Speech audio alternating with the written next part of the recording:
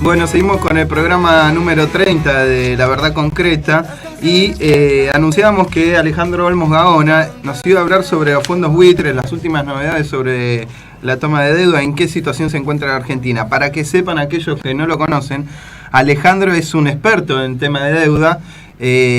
Ha denunciado en el 2006 todo lo que fue la toma de deuda en la era kirchnerista. Escribió un libro sobre la deuda ociosa. Fue junto a Rafael Correa, presidente ecuatoriano, su gran asesor en la cuestión de deuda externa y todo el análisis que hizo el país ecuatoriano, el país hermano, y que terminó no pagando gran parte de esa deuda que era ilegal, como fue señalada la deuda argentina, que fue una causa de su padre, que en el 2000 tuvo el fallo del juez Ballesteros que la declaró ilegal, ilegítima, fraudulenta. Así que por eso es que estamos hablando con el historiador e investigador Alejandro Olmos. ¿Nos escuchás? Hola, ¿qué tal, Lucas? ¿Cómo estás? ¿Qué tal, Ale? ¿Cómo te va? Estamos con Gustavo Vera y Mario Videla. ¿Qué tal? ¿Cómo están todos? Bien, muy bien. Alejandro, ¿cuál es tu visión sobre el modo en que está llevando adelante el equipo económico, el gobierno recientemente electo, las negociaciones con los fondos buitres, la búsqueda de financiamiento, si es real que es necesario la magnitud y el volumen de financiamiento del que están hablando? ¿Cómo ves estos movimientos, digamos, que ha tenido el equipo económico en relación al tema de deuda? Bueno, primeramente, Gustavo, acá tenemos a personas que están negociando esto que uno ya sabe cuáles son sus antecedentes. Lo más grave es que el presidente del Banco Central, que es una de las personas que va a intervenir en todo esto, Federico Sturzenegger, a pesar del silencio impenetrable de La Nación y de Clarín y de casi todos los medios, fue confirmado su procesamiento por la Corte Suprema de Justicia hace unas pocas semanas por su participación en Megacanje el año 2001, Megacanje que terminó un perjuicio al país de 55.000 millones de dólares. El tema de los fondos buitre es un tema de extremo complicado porque, primero porque pareciera que esto es una cosa que empezó en el 2010, 2011 y que el gobierno se vio así en figurillas para enfrentarla, pero no. Espera un poquito, Ale, te quería preguntar ahí en relación a Sturzenegger. Claro. La confirmación de la Corte, el procesamiento de Sturzenegger por con la cuestión del megacanje, ¿es antes o después de la denuncia que le hace Lilita a Lorenzetti por supuesto enriquecimiento ilícito? No, fue antes. Antes de que la Corte confirmara esa prisión preventiva. Porque en principio el juez había decretado el procesamiento, apelaron, la Cámara revocó el procesamiento y el fiscal Germán Moldes interpuso recurso ante la Cámara de Casación que ratificó la prisión, el procesamiento, apelaron a la Corte y la Corte lo confirmó. Por eso, si no me equivoco, 48 horas después Lilita Carrió salió como una especie de perro Rottweiler. Claro, ahora lo que me llama la atención... Ha intimidado a Lorenzetti con una denuncia bastante, digamos, tratada con alambre. Exacto, pero además lo que me llamó la atención es que la doctora Carrió evidentemente se olvida que en el 2001 ella fue una de las denunciantes del megacanje. Exactamente. Es más, en el Congreso Antimafia del 2013, ella recordó todo el curro del megacanje. Lo tenemos grabado en la Facultad de Derecho, sí. Entonces, volviendo a esto, Gustavo, el juicio con los buitres se inició el 7 de noviembre del 2003, ya gobierno del presidente Kirchner. Es decir, el juicio transcurrió con una serie de variables, de pedidos de embargos que el juez Griesa rechazaba, se fue ampliando la causa, hasta que, claro, el gobierno, como no decidía enfrentar el problema, llegamos a lo que pasó y a la sentencia que dictó Griesa. Apelamos, fue a la Cámara rechazó 2 veces las apelaciones argentinas y interpusimos ese recurso de certiorari ante la Corte, que por supuesto la Corte lo rechazó. Ahora, acá hay un tema clave y es que ¿quiénes manejaron por la Argentina ese juicio? Abogados que habían sido contratados por Carlos Menem en el año 1989, que habían sido recontratados por Eduardo Duhalde en el 2002 y que el presidente Kirchner en el decreto 319 de marzo del 2004 aceptó como abogados de la Argentina y siguen siendo los abogados hasta hoy. O sea, después dicen que no hay continuidad institucional. Claro.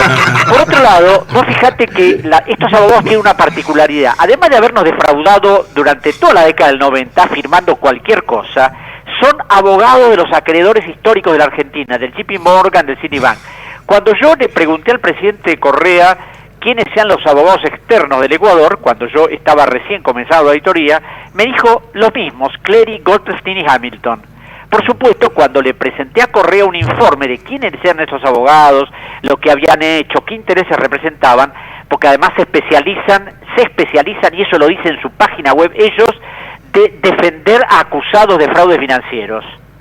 Eso te demuestra la clase de personajes que son. Sí, claro. Bueno, estos abogados evidentemente al gobierno argentino lo asesoraron para cualquier lado y sabían que este tema iba a un callejón sin salida. En este momento, el gobierno argentino no sé si pedirá algún tipo de quita en los intereses, no sé si se la van a dar, porque la realidad es que los buitres tienen una sentencia a su favor confirmada por 3 instancias judiciales, y eso es absolutamente irreversible. Inclusive Lorenzetti lo dijo, las sentencias hay que respetarlas. Ahora, ¿por qué hay que respetarlas? Porque acá no enfrentamos a los buitres con un montón de argumentos que podrían haber sido utilizados.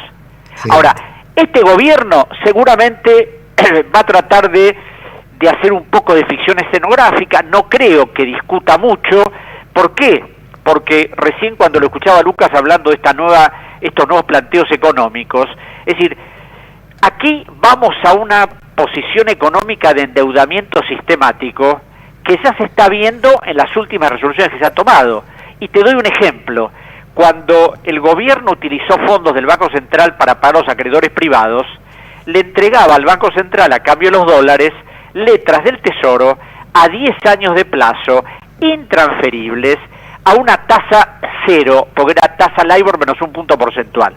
Es decir, eran unas letras por el cual se transfería deuda externa a deuda interna, pero de todas maneras eran letras que no le generaban costo al Estado.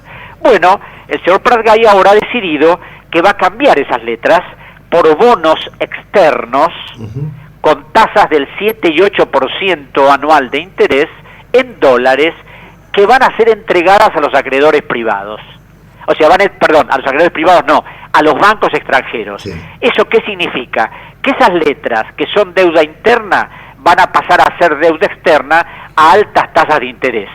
Y te aclaro, en este momento el Banco Central tiene casi 60.000 millones de dólares de esas letras. Alejandro, ¿y esto le puede, este manejo, sabiendo todo lo que toda la quita que va a tener el pueblo argentino de este pago de deuda, esa tasa del 7% y en dólares, eso amerita una causa penal contra Pratgay? Claro, es decir, no te diría que eso hay que estudiarlo muy bien, porque es simplemente una decisión gubernamental por el cual una deuda se transforma en otra. Ahora, el tema es establecer el perjuicio que puede significar al Estado argentino cambiar esa deuda por otra. Lo que pasa es que hoy, si vos lees los diarios, ayer leí una nota del presidente de la Sociedad Rural, Echevere, diciendo que nos estamos abriendo al mundo. ¿Qué significa abrirse al mundo? Como dice Morales Solá también el domingo, insertarse en el mundo. Insertarse en el mundo significa someterse a las condiciones del poder financiero. Tengo una pregunta, Alejandro, en relación a esto de la concepción del actual gobierno de insertarse al mundo. Desde el punto de vista económico-financiero, ¿la inserción en el mundo tiene que ver con estrechos lazos del gobierno del PRO con Paul Singer del Fondo Elliott, que a su vez fue el financista de Netanyahu en el gobierno israelí y también financista de el ala más recalcitrante de los republicanos? Mira, no lo sé, porque ¿sabes lo que pasa? Yo he discutido mucho este tema de Singer y los fondos buitres, que para mí son elementos marginales del sistema. Aquí lo que maneja el sistema no es Singer, es el JP Morgan, el Citibank, el Goldman Sachs. Esos son los grandes operadores del sistema. Bien. Que por supuesto no tienen las ganancias que tienen los buitres, pero son los que te controlan, los que te condicionan, los que te dicen ahora el Fondo Monetario va a tener que hacer tal cosa y tal otra. Y respecto a esto también es otra de las cosas que muestra, yo no sé si la ignorancia o el debido ocultamiento, ¿no? Porque todos los medios han dicho, ahora volvemos al fondo. Nunca nos fuimos del fondo.